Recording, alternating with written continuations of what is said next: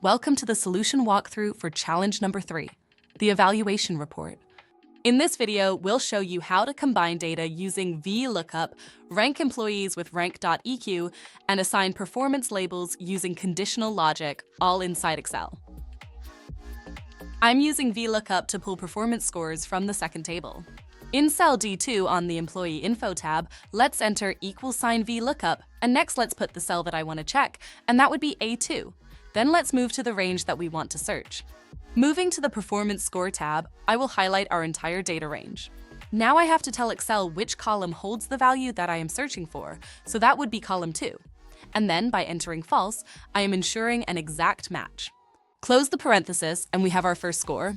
In order to be able to fill down the column, the key is making that lookup range an absolute reference with $signs. So when I copy this formula down the column, the range stays locked to the performance table. I can either put $signs before the column and the row, or I can highlight and hit F4. Without those $signs, Excel would shift the range with each row and break your lookup.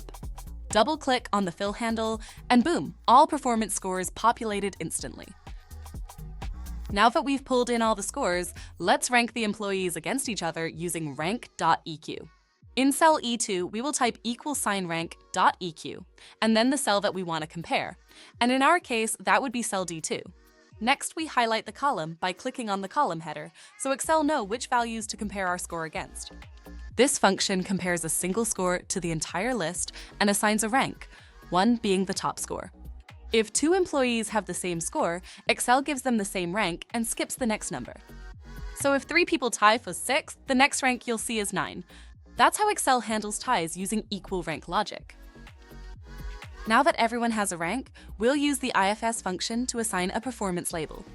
We are going to use the IFS function here since it is cleaner and easier to read. In cell F2, we type $if we want to check if E2 is less than or equal to 5. If so, we want to label them a top performer.